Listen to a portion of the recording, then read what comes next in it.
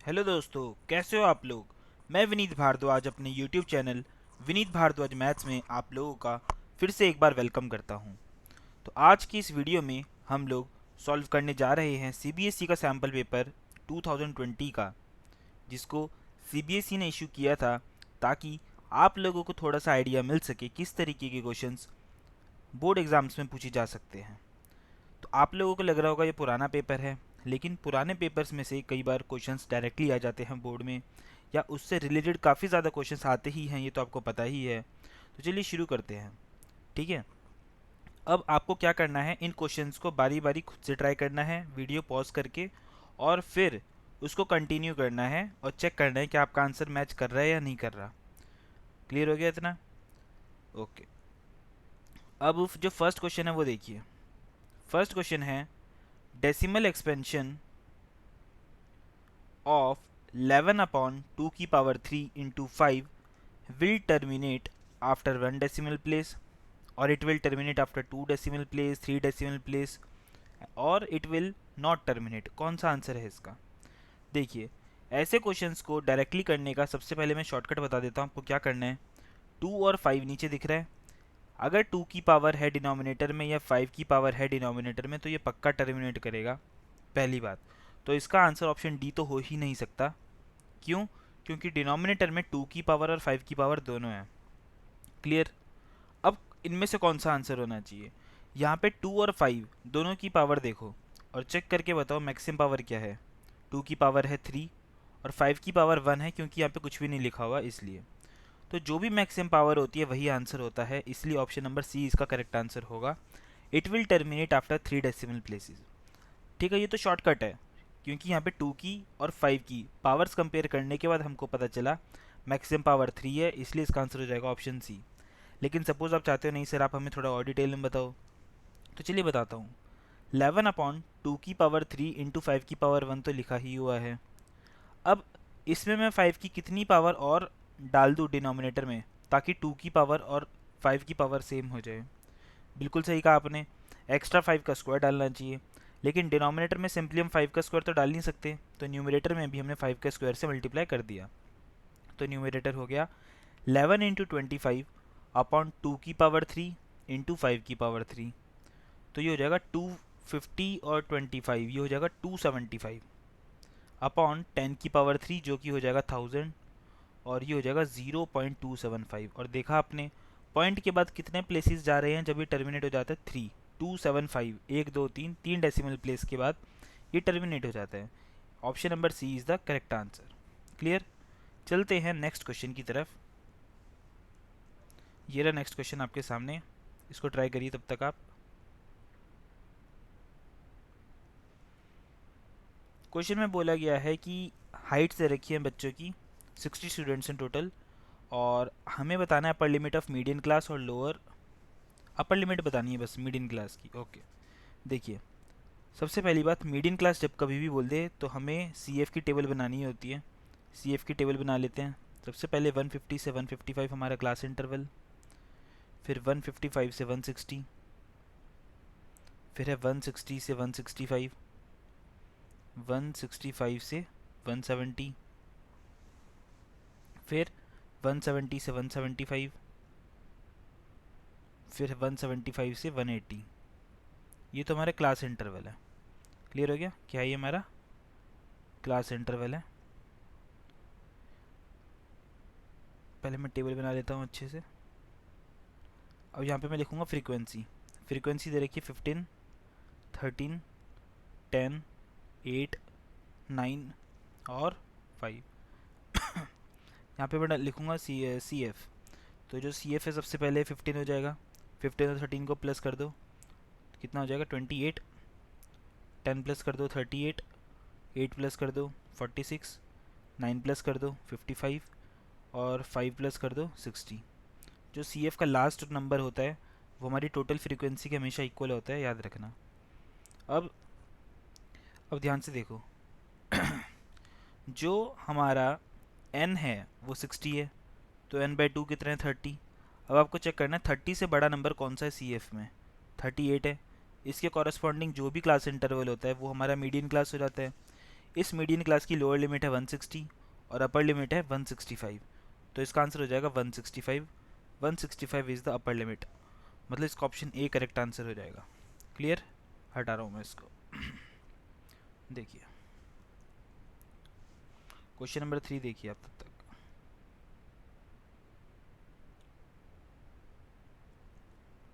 LCM बताना है 2 digit का या 2 डिजिट के कंपोजिट नंबर का जो कि स्मॉलेस्ट होना चाहिए, और स्मॉलेस्ट कंपोजिट नंबर का। देखिए कंपोजिट नंबर वो होते हैं जिसके 3 फैक्टर्स होते हैं।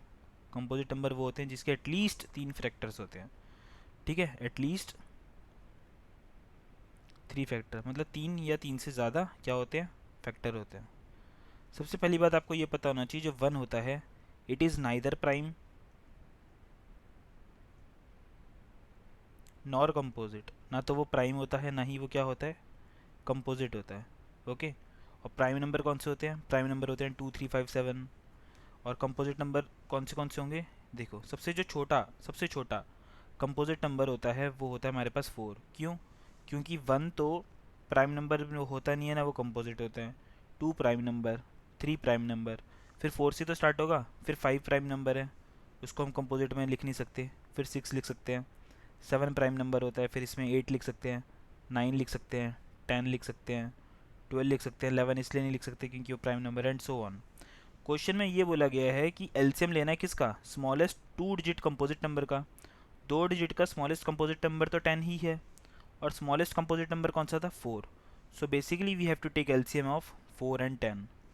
अब 4 की अगर आप फैक्टराइजेशन करोगे तो आएगा 2 का स्क्वायर, 10 की फैक्टराइजेशन करोगे तो 2 की पावर 1 इंटू 5 की पावर 1। और जब हमें इनका एलसीएम लेना होता है तो हम ग्रेटेस्ट पावर देखते हैं। 2 की ग्रेटेस्ट पावर कौन सी है, 2 की पावर 2 है। 5 की ग्रेटेस्ट पावर कितनी है, 5 की पावर 1 है। 2 का स्क्वायर 4 इंटू 5, एलसीएम कितना आ गया, 20। So 20 is the correct answer, option number C is the correct answer. Clear? हटा रहा हूँ मैं इसको। क्वेश्चन नंबर 4 देखिए, क्वेश्चन नंबर 4 देखिए। देखिए क्वेश्चन नंबर 4 हमसे पूछा गया है कौन सी दो, ये जो 2 लाइन्स है ये पैरेलल कब होंगी। देखिए पैरेलल के लिए कंडीशन होनी चाहिए a1/a2 equal to b1/b2 not equal to c1/c2। यहाँ पे 3/6 equal to -1/-2 not equal to -5/-p। इसको काट के भी 1/2 ही आएगा, इसको काट के भी 1/2 ही आएगा, और माइनस कैंसिल, मतलब 1/2 should not be equal to 5/p। Cross multiply कर देंगे तो p नॉट इक्वल टू 10, मतलब p की कुछ भी वैल्यू हो सकती है, बस क्या नहीं हो सकती, 10। इसलिए इसका ऑप्शन ए करेक्ट आंसर हो जाएगा। नेक्स्ट क्वेश्चन, क्वेश्चन नंबर 5 देखिए।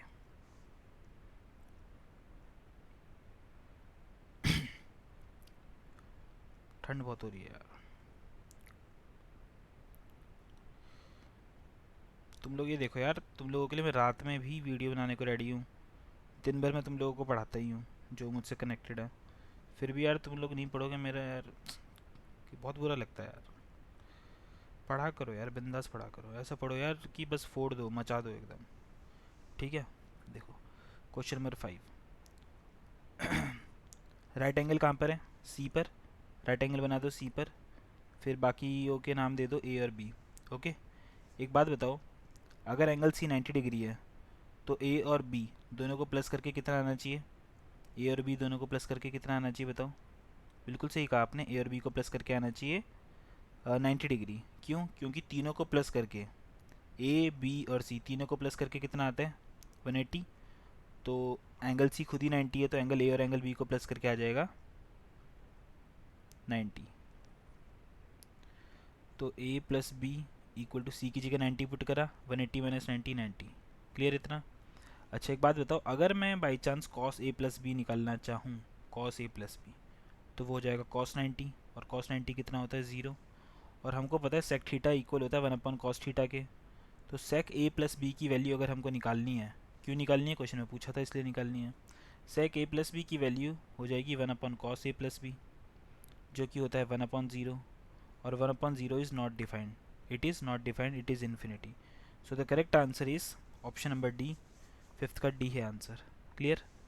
चलते हैं नेक्स्ट क्वेश्चन की तरफ। देख लेता हूँ तब तक वीडियो रिकॉर्ड हो रही है नहीं हो रही है। ओके, 6th क्वेश्चन देखिए। 6th क्वेश्चन देखो। 6th जो क्वेश्चन है वो है आप लोगों के सामने, sine theta plus cos theta equal to √2 cos theta. Okay, अब एक काम करो, आप लेफ्ट साइड और राइट साइड दोनों साइड कॉस थीटा से डिवाइड कर दो। इधर भी कॉस थीटा से डिवाइड कर दो। लेफ्ट साइड में जो भी टर्म्स हैं सबको कॉस थीटा से डिवाइड कर दिया। राइट साइड में सिर्फ एक ही टर्म है उसको भी कॉस थीटा से डिवाइड कर दिया। ये कट के 1, ये तो वैसे ही कट गया। और sine theta upon cos theta कितना होता है, तो tan theta plus 1 equal to √2 आ गया। और हमसे वैल्यू पूछी गई थी टेन थीटा की, वो हो जाएगी tan theta equal to √2 minus 1। So इसका करेक्ट आंसर हो जाएगा option number A. Clear, option number A is the correct answer. चलते हैं नेक्स्ट क्वेश्चन की तरफ। क्वेश्चन नंबर 7 देखिए।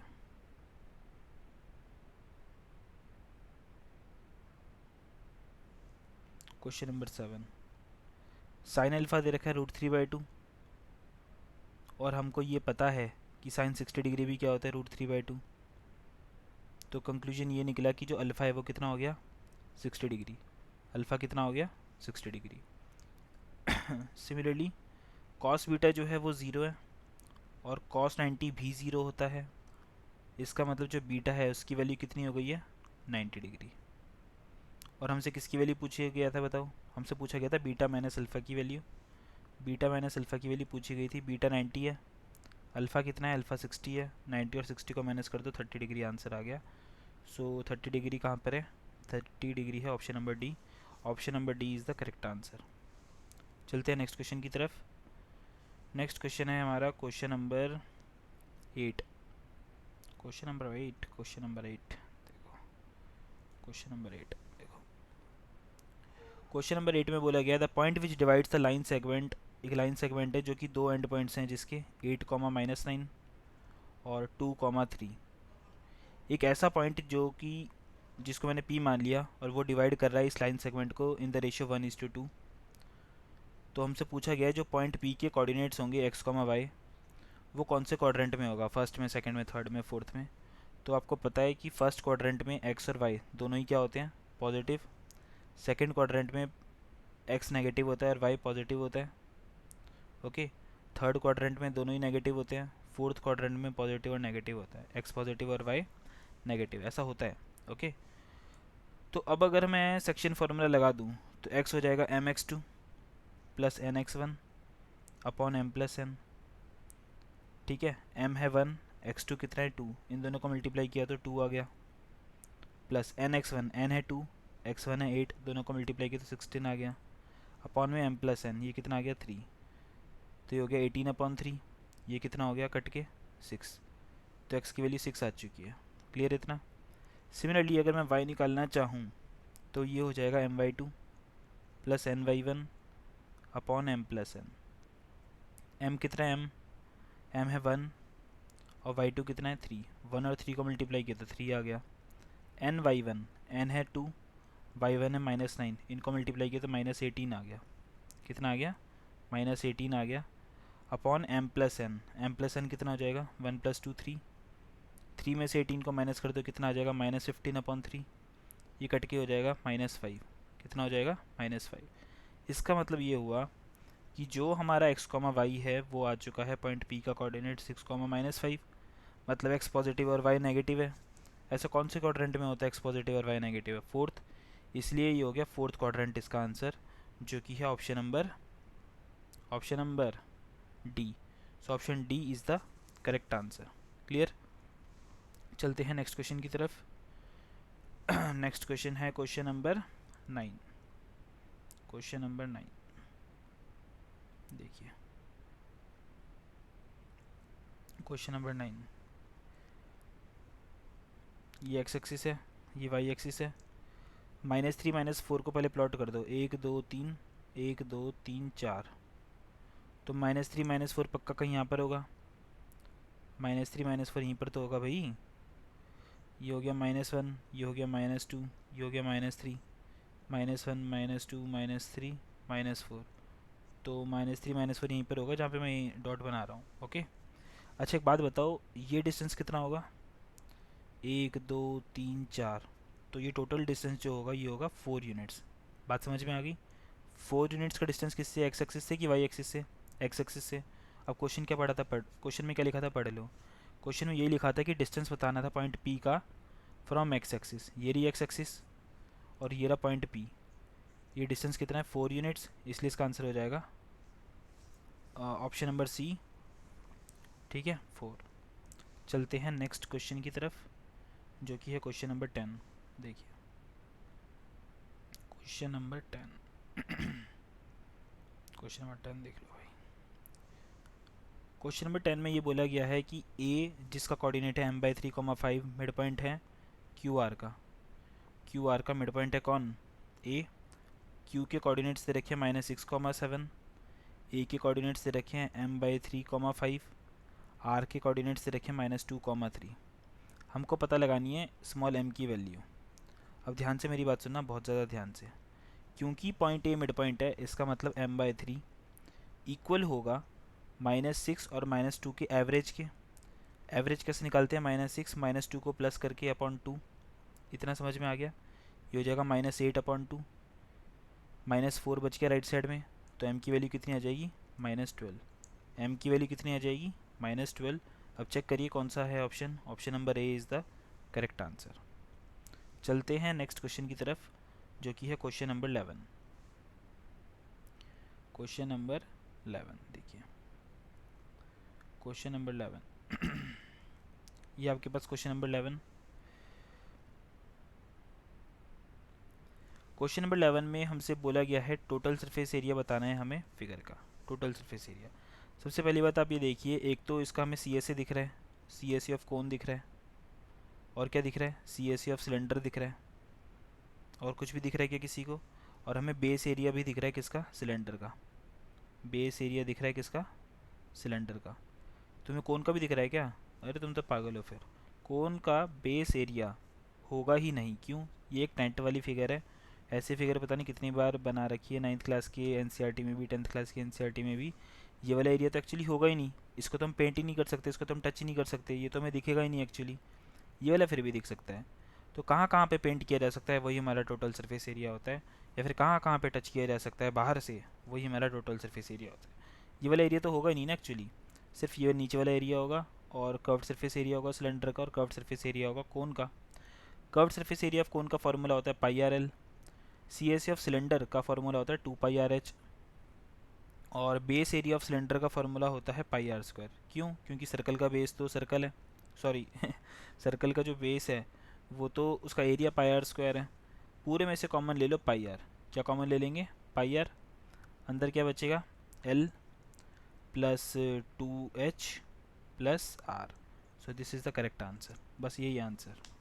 ठीक है, चलते हैं नेक्स्ट क्वेश्चन की तरफ। नेक्स्ट क्वेश्चन देखिए, नेक्स्ट क्वेश्चन की तरफ, जो कि है क्वेश्चन नंबर 12। क्वेश्चन नंबर 12 देखो भाई, क्वेश्चन में ये बोला गया है, क्वेश्चन में ये बोला गया है कि एक क्वाड्रेटिक इक्वेशन है k-1x² -10x + 3 = 0। इसका एक रूट दूसरे रूट का रेसिप्रोकल है। इसका मतलब कि जो हम बीटा है उसको क्या ले सकते हैं? 1/α। एक बच्चा है, उसने मेरे को बोला था क्लास में लास्ट टाइम जब मैं ले रहा था कि सर हम अल्फ़ा = 1/β क्यों नहीं ले सकते? अरे भाई ले लो, बात तो एक ही है, ये दोनों वैसे भी इंटरचेंजेबल होते हैं। तो अल्फ़ा की वैल्यू 1/β भी तो ले सकते थे, कोई गलत बात है नहीं। क्योंकि दोनों से ही अल्फ़ा बीटा का प्रोडक्ट कितना आ रहा है एक्चुअली? 1 ही आ रहा है। तो चाहे अल्फ़ा की वैल्यू 1/β ले लो, चाहे बीटा की वैल्यू 1/α ले लो, आंसर तो सेम ही आना है। क्लियर हो गया इतना? अब अगर मैं इन दोनों को क्रॉस मल्टीप्लाई कर दूँ, किसको? अल्फ़ा और बीटा को, तो आंसर आएगा 1। इतना समझ में आ गई बात? लेकिन अल्फ़ा और बीटा का प्रोडक्ट तो c/a के इक्वल होता है। c कितना है यहाँ पे? 3, और a कितना है यहाँ पे? k-1। इसका मतलब 3/k-1 इक्वल होगा 1 के, क्योंकि अल्फ़ा बीटा की वैल्यू 1 आ रखी है। तो k-1 की वैल्यू 3, तो k की वैल्यू हो जाएगी 4। k की वैल्यू क्या हो जाएगी? 4। So the value of k is 4। Clear हो गया इतना? हटा रहा हूँ मैं इसको। नेक्स्ट क्वेश्चन पे चलते हैं। कौन सा क्वेश्चन नंबर है? ट्वेल्थ ही दे रखा है। ओके देखो, पूछ रहा है नंबर ऑफ ज़ीरोज़ बताओ। अरे यार पपलू क्वेश्चन है, कैसा क्वेश्चन है पपलू। देखो हमसे नंबर ऑफ ज़ीरोज़ पूछ रहा है, बताओ। नंबर ऑफ ज़ीरोज़ का मतलब होता है कि उसने कितने बार एक्स एक्सिस को कट करा। ये एक बार कट करा, दिखाता हूँ आपको। ये एक बार कट करा, ये दो बार कट करा, ये तीन बार कट करा, चार बार कट करा और ये पांच बार कट करा। टोटल कितनी बार कट करा? पांच बार। इसका मतलब नंबर ऑफ़ ज़ीरोज़ कितने होंगे? 5 होंगे। बस ये देखना चाहिए कि एक्स एक्सिस को कितनी बार कट करा। वाई एक्सिस काउंट नहीं होता भाई, वाई एक्सिस काउंट नहीं होता। क्लियर हो गया इतना? इसका आंसर 5 हो जाएगा इसलिए। क्वेश्चन नंबर 13 क्वेश्चन नंबर 13 देखो भाई, क्वेश्चन नंबर 13 देखो। ये रहा क्वेश्चन नंबर 13। इसमें हमसे बोला गया है दो ट्राइंगल्स हैं, triangle A B C, triangle A B C है एक तो, दूसरा ट्राइंगल का क्या नाम है? P Q R. और हमें पेरीमीटर गिवन है इसका। इसका जो पेरीमीटर है P1 बोलते हैं इसको, 35 सेंटीमीटर, ठीक है। और इसका पेरीमीटर P2 वो कितना है? 45 सेंटीमीटर। इतनी बात समझ में आ गई? और हमको ये पता है कि अगर दो ट्राइंगल सिमिलर होते हैं, अगर दो ट्राइंगल सिमिलर होते हैं तो इनका जो रेशियो होता है P1 अपन P2 का, वो इक्वल होता है इनके साइड्स के रेशियो के। मतलब वो इक्वल होगा AB अपन PQ के। लेकिन वो तभी होता है, सिर्फ और सिर्फ वो तभी होता है जब दोनों ट्राइंगल सिमिलर होते हैं। और क्वेश्चन में गिवन है दोनों ट्राइंगल सिमिलर हैं। बात क्लियर होगी? तो 5 7 जो 35, 5 9 जो 45, तो AB अपन PQ कितना आ चुका है? 7/9 आ चुका है। और हमसे पूछा गया था ratio of the areas of two triangle. और हमको पता है कि अगर दो ट्राइंगल सिमिलर होते हैं तो एरिया ऑफ टू ट्राइंगल्स का रेशियो, मतलब area of triangle A B C और area of triangle P Q R, अगर मैं इनका रेशियो लेता हूँ तो वो 7/9 के स्क्वायर के इक्वल आ जाएगा। क्योंकि साइड्स के स्क्वायर्स के रेशियो के इक्वल होता है एरिया का रेशियो। 7 का स्क्वायर 49, 9 का स्क्वायर 81। बस this is the correct answer. ये फर्दर सिंप्लीफाई तो हो नहीं रहा, आई थिंक 49 और 81 तो कटेगा नहीं, तो 49/81 is the correct answer. Clear हो गया इतना? चलते हैं नेक्स्ट क्वेश्चन की तरफ। क्वेश्चन देखो, क्वेश्चन नंबर 14 देखो। क्वेश्चन नंबर 14 ये है आपके सामने। Fill in the blanks. तो पहला दे रखा है 2, फिर एक ब्लैंक दे दिया 26, फिर एक ब्लैंक दे दिया। और हमसे बोल रहा है कि ये AP है और हमें फिल इन द ब्लैंक करना है। ओके, तो AP है तो ये फर्स्ट टर्म हो गई A, और ये हो गई हमारी थर्ड टर्म जिसको हम A+2D भी कह सकते हैं। तो A+2D की वैल्यू हमें गिवन है जो कि है 26, और A की वैल्यू 2 हमें पता है, तो 2 उधर जाके क्या हो जाएगा? माइनस। तो 2D की वैल्यू हो गई 24, और D कितना हो जाएगा? 12। D कितना हो जाएगा? 12। और ये वाला जो ब्लैंक होता है ये होता है सेकेंड टर्म जिसकी वैल्यू होती है A+D। A है 2, D अभी निकाला हमने 12, तो ये आ गया 14। ये जो है ये है हमारी फोर्थ टर्म जिसकी वैल्यू होती है A+3D। A है 14, नहीं A है 2, सॉरी, A कितना है? 2।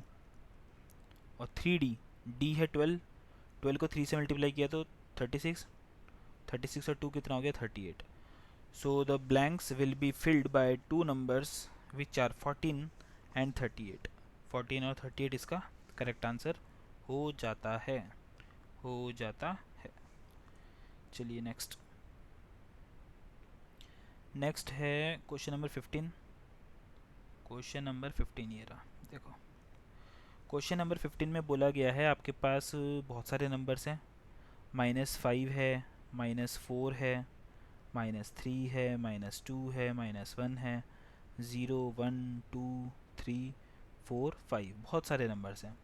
क्वेश्चन में हमसे बोला गया है probability that square of this number is less than और इक्वल टू 1। एक बात बताओ, अगर मैं -5 का स्क्वायर करता हूँ तो वो आएगा 25, -4 का स्क्वायर करता हूँ तो आएगा 16, -3 का स्क्वायर करता हूँ तो आएगा 9, -2 का स्क्वायर करता हूँ तो आएगा 4, -1 का स्क्वायर 1, 0 का स्क्वायर 0 ही आएगा, 1 का स्क्वायर 1, 2 का स्क्वायर 4, 3 का स्क्वायर 9, 4 का स्क्वायर 16 और 5 का स्क्वायर 25। क्वेश्चन में हमसे बोला गया है ऐसा कितने केसेस हैं, या फिर सबसे हमसे पहले ये पूछा गया कि ऐसी क्या प्रोबेबिलिटी है कि जब हम स्क्वायर करते हैं और स्क्वायर करने के बाद जो नंबर आएगा या तो वो 1 से छोटा आएगा या फिर 1 के इक्वल आएगा। वन से छोटा नंबर एक तो ये है, वन से छोटा नंबर तो सिर्फ एक ही है, क्योंकि इसने बोला square of this number is less than और इक्वल टू वन। तो इसमें तो सिर्फ मेरे को एक ही नंबर नज़र आ रहा है, और भी कोई नज़र आ रहा है क्या? अच्छा, इक्वल टू वन भी लिखा हुआ है, तो इक्वल टू वन है तो ये तीन नंबर्स हो गए। तो तीन नंबर्स ऐसे हो गए जो कि या तो वन से छोटे हैं या फिर वन के इक्वल हैं। और टोटल कितने नंबर हैं? एक, दो, तीन, चार, पाँच, छः, सात, आठ, नौ, 10, 11। तो इसका आंसर हो जाएगा 3/11। प्रोबेबिलिटी पूछी थी, इसका आंसर हो गया 3/11। क्लियर? चलते हैं नेक्स्ट क्वेश्चन की तरफ। क्वेश्चन क्वेश्चन देखो, क्वेश्चन नंबर 16। पपलू क्वेश्चन है सारे, पपलू। क्वेश्चन नंबर 16,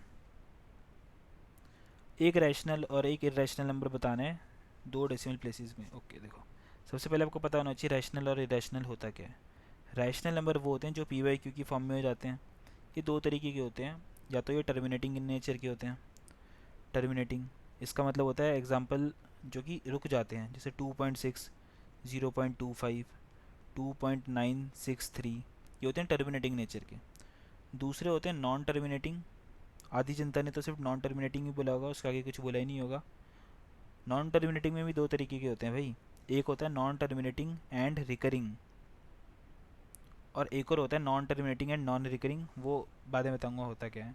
फिलहाल रैशनल नंबर में दो तरीके के नंबर होते हैं, या तो वो टर्मिनेटिंग नंबर होते हैं या फिर नॉन टर्मिनेटिंग एंड रिकरिंग। इसके एग्जांपल होते हैं, फॉर एग्जांपल 2.3 का बार, मतलब 2.33333, या फिर 4.65 के ऊपर बार, 4.65656565, या फिर 5.967 967, सो ऑन। इसमें तीन प्लेसेस बार बार रिपीट कर रही हैं। रिकरिंग मतलब रिपीट करना बार बार। ऐसे नंबर्स को बोला जाता है रैशनल नंबर। क्या बोला जाता है? Rational number. फिर आते हैं इरेशनल नंबर, जो कि होते हैं non terminating and non recurring. Non terminating and non recurring. Example 1.20, 200, 200, so on. यहाँ पर बार बार कोई नंबर रिपीट नहीं हो रहा है। आप हो सकता है कि आपको लग रहा हो कि 20 रिपीट कर रहा है या 20 रिपीट कर रहा है, लेकिन 20 जैसे यहाँ पे लिखा हुआ है, फिर 20 लिखा तो हुआ है, लेकिन उसके बाद दोबारा 20 थोड़ी लिखा हुआ है। बात क्लियर हुई? या आपको लग रहा होगा कि 202 रिपीट हो रहा है, तो उसके बाद दोबारा 202 थोड़ी है। बात समझ में आई?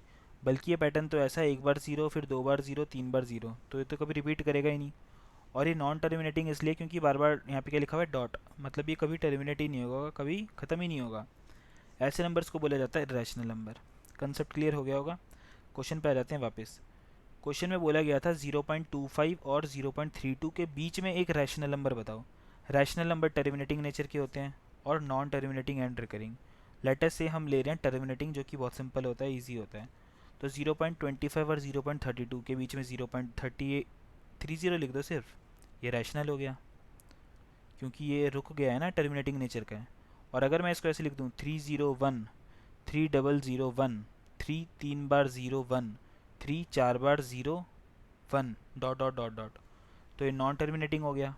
और क्योंकि ऐसा पैटर्न बन रहा है, एक बार ज़ीरो, दो बार ज़ीरो, तीन बार ज़ीरो, तो ये कभी रिपीट ही नहीं करेगा।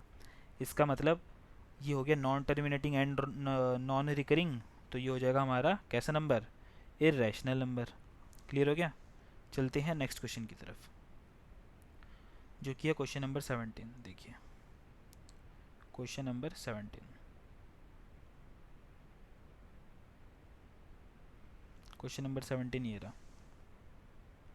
क्वेश्चन नंबर 17 में हमें ये ट्रायंगल दे रखा है। पहले ट्रायंगल में थोड़ा बड़ा बना लेता हूँ। ए डी सी बी, और क्या बोला गया है क्वेश्चन में? एंगल ए सी बी, मतलब ये वाला एंगल, और एंगल ए डी सी, मतलब ये वाला एंगल। ये दोनों एंगल्स आपस में क्या है? इक्वल। और ए सी 6 है और ए डी 3 है।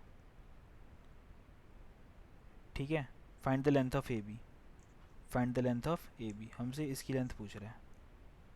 एक काम करते हैं, सबसे पहले मैं डी बी की लेंथ मान लेता हूँ एक्स। अब ध्यान से मेरी बात सुनना, बहुत ज़्यादा ध्यान से। दो ट्रायंगल्स को सिमिलर करूँगा, एक तो ये छोटे वाला ट्रायंगल जो लेफ्ट में है, और एक ये बड़े वाला ट्रायंगल। इन दोनों को मैं क्या करूँगा? सिमिलर। कैसे करूँगा? ध्यान से सुनना। सबसे पहली बात, जो एंगल ए है वो लेफ़्ट वाले ट्रायंगल में भी है, और एंगल ए जो है वो बड़े वाले ट्रायंगल में भी है। तो ट्राइंगल ए और ट्राइंगल ए दोनों को मैं एक साथ लिख रहा हूँ। बात क्लियर हो गई। फिर छोटे वाले ट्राइंगल के अंदर एंगल डी और बड़े वाले ट्राइंगल के अंदर एंगल सी इक्वल है। छोटे वाले ट्राइंगल के अंदर दो लेटर तो हम लिख चुके हैं, ए और डी, तीसरा लेटर कौन सा बच गया, सी। बड़े वाले ट्राइंगल के अंदर ए और सी दो लेटर हम लिख चुके हैं, कौन सा लेटर बच गया, बी। तो ये दोनों ट्राइंगल सिमिलर हो जाएंगे बाय डबल ए। बात समझ में आ गई। क्यों? क्योंकि एंगल ए और एंगल ए इक्वल है और angle A D C equal है एंगल ए सी बी के, इस वजह से बाय डबल ए ये दोनों ट्राइंगल्स क्या हो गए, सिमिलर। अब आगे की कहानी सुनो। अगर दोनों ट्राइंगल सिमिलर हो गए हैं तो उनके कॉरस्पॉन्डिंग रेशियोज इक्वल होंगे। इसका मतलब पहले दो letter A D upon A C equal होगा दूसरे तीसरे लेटर के रेशियो के, मतलब कि D C upon C B के। और ये इक्वल होगा फर्स्ट थर्ड लेटर के रेशियो के, मतलब ए सी अपॉन ए बी के। क्यों? क्योंकि अगर दो ट्राइंगल सिमिलर होते हैं तो उनके जो कॉरस्पॉन्डिंग साइड्स होते हैं वो सिमिलर होते हैं एक्चुअली। क्लियर हो गया इतना। ए डी की जगह क्या लिख सकते हैं, 3। ए सी की जगह क्या लिख सकते हैं, 6। डी सी की जगह क्या लिख सकते हैं हमें पता नहीं, सी बी की जगह क्या लिख सकते हैं हमें पता नहीं, तो इसका कोई काम ही नहीं है, हटा दो इसको। और ए सी की जगह क्या लिख सकते हैं, ए सी 6 है। और ए बी की जगह क्या लिख सकते हैं, 3 + x। बस इन रेशियोज़ को इक्वल कर दो। तो 3/6 तो 1/2 हो गया, ये 3/6 कितना हो गया, 1/2 हो गया। और फिर ये राइट साइड में क्या लिखा हुआ है, 6/3 + x। इसको क्रॉस मल्टीप्लाई कर दो तो 3 + x इक्वल हो जाएगा 12 के। तो x की वैल्यू कितनी हो जाएगी, 9। x की वैल्यू कितनी हो जाएगी, 9। और हमसे पूछा गया था ए बी की वैल्यू, तो जो ए बी है वो हो जाएगा 3 + x, और x अभी हमने 9 निकाला, तो ए बी हो गया 12 सेंटीमीटर। बात समझ में आ गई या नहीं आ गई, आ गई, ठीक है। इसी बात पे ज़ोरदार लाइक ठोक दो, कमेंट कर दो बढ़िया से कि समझ में आ रहा है तुम्हें, शेयर कर दो और अपना रिज़ल्ट फोड़ दो। फोड़ने का मतलब है मचा दो, बहुत बढ़िया रिज़ल्ट आना चाहिए। क्लियर। क्वेश्चन नंबर 18 करते हैं, सेक्शन ए कंप्लीट करवा देता हूँ इस वाले वीडियो में, ठीक है। क्वेश्चन नंबर 18 पे आ जाओ वापस से। क्वेश्चन नंबर 18 देखो, क्वेश्चन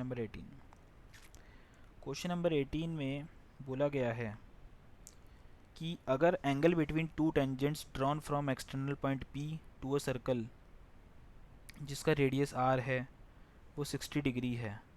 तो दो टेंजेंट्स बना दिए मैंने, ये पहला टेंजेंट हो गया और ये दूसरा टेंजेंट हो गया, ठीक है। दो टेंजेंट बना दिए हैं मैंने,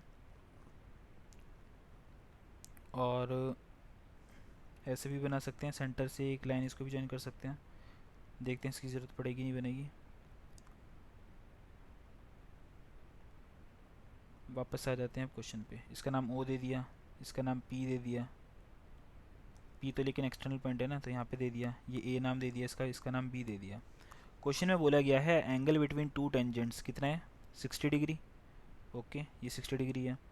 हमसे पूछ रहा है ओ पी की लेंथ, किसकी लेंथ पूछ रहा है, ओ पी की लेंथ पूछ रहा है, ओ पी की, ठीक है। ओ पी जो है वो ये है, हमसे इसकी लेंथ पूछ रहा है, ठीक है। अब बात सुनना ध्यान से।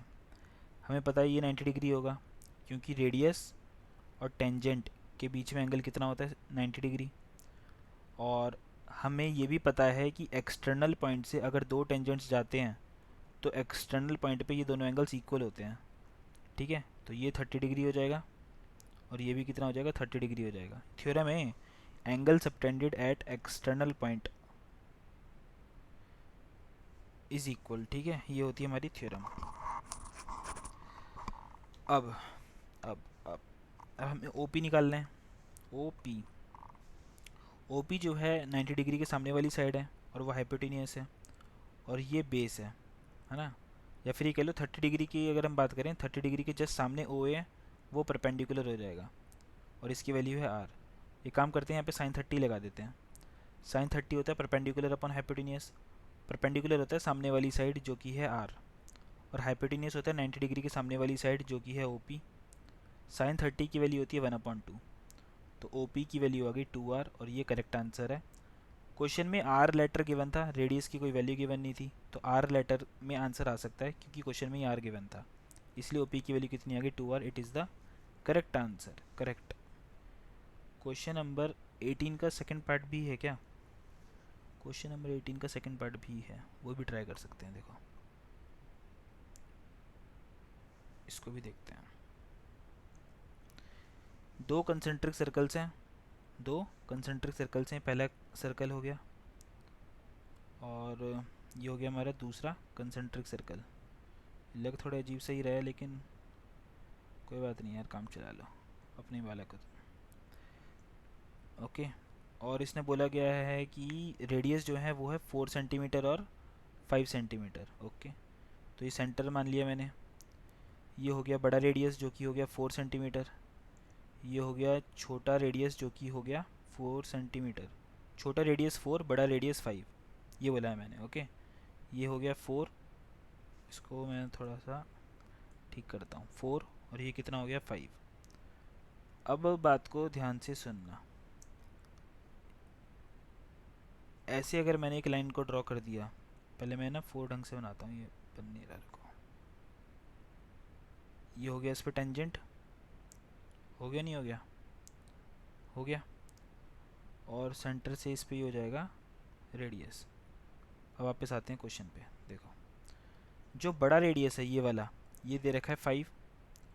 जो छोटा रेडियस है ये वाला, ये दे रखा है 4। एक बात बताओ, ये एंगल 90 डिग्री नहीं होगा क्या? बिल्कुल होगा, क्योंकि ये रेडियस है, ये टेंजेंट है।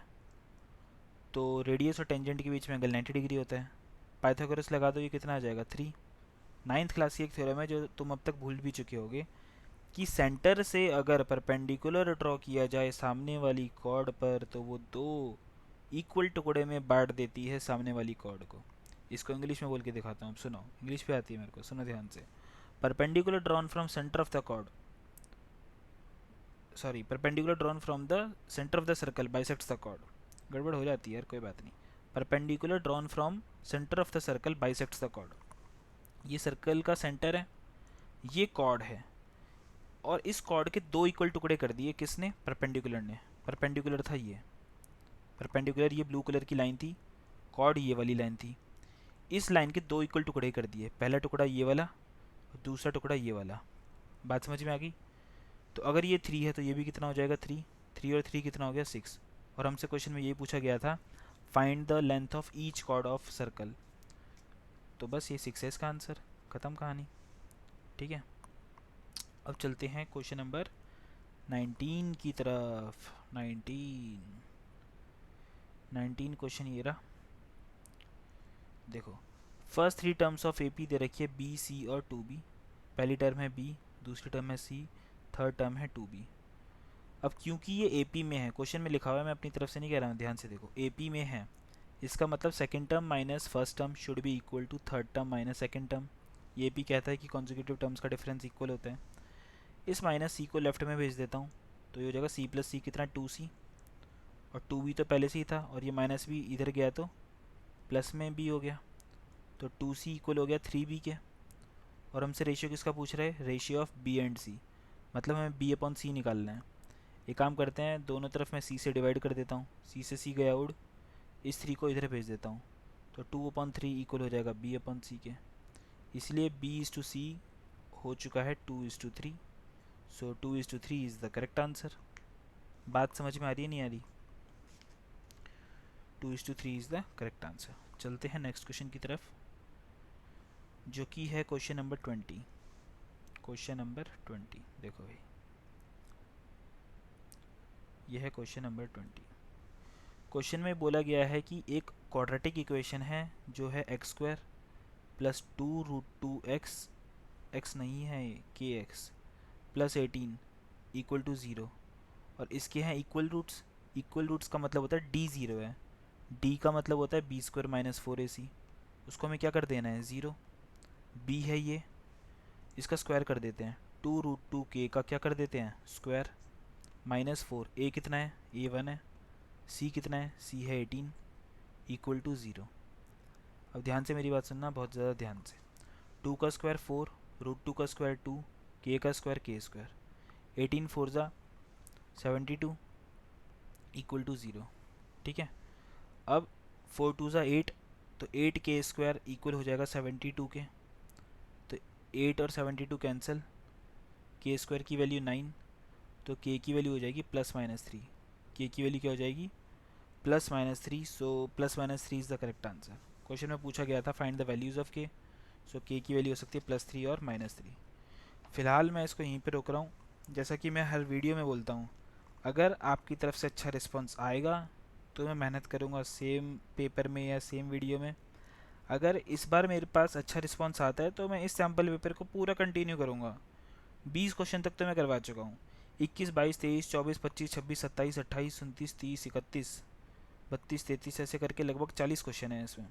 बाकी के क्वेश्चंस भी करवा दूंगा, लेकिन चाहिए क्या मेरे को, तुम बताओ तो सही कि तुम पढ़ रहे हो कि नहीं पढ़ रहे हो।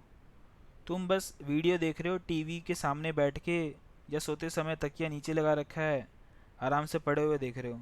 ऐसे रिज़ल्ट नहीं आएगा भाई। रिज़ल्ट आता है रोज़ के रोज़ 6-7 घंटे पढ़ने से।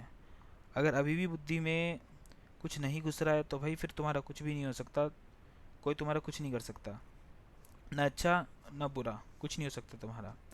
अगर अभी भी रोज़ के एक एक सैम्पल पेपर सॉल्व कर लिए तो बहुत अच्छा शानदार फोड़ू रिज़ल्ट आ जाएगा। मैं बार बार कह रहा हूँ, बार बार। तो it's a request to all of you कि प्लीज़ रोज़ एक सैम्पल पेपर सॉल्व करो रोज़। मैं भी तुम लोगों की हेल्प करने को तैयार हूँ, लेकिन बदले में तुम लोग एक रिस्पॉन्स तो दो कि हम सर कर रहे हैं। कुछ कमेंट कर दो या वैसे ही मेरे को बता दो जो मेरे को पर्सनली जानते हैं। एटलीस्ट जो यूट्यूब के माध्यम से जो बच्चे मेरे को सुन रहे हैं वो कमेंट कर दो, लाइक कर दो। ठीक है, देखते हैं कुछ इसका रिस्पॉन्स आता है नहीं आता। शेयर करिए प्लीज़, अगर हो सके तो शेयर करिए अपने दोस्तों के साथ। मिलते हैं नेक्स्ट वीडियो में। शब बखैर, tata, bye bye, good night. रात के बज चुके हैं 12।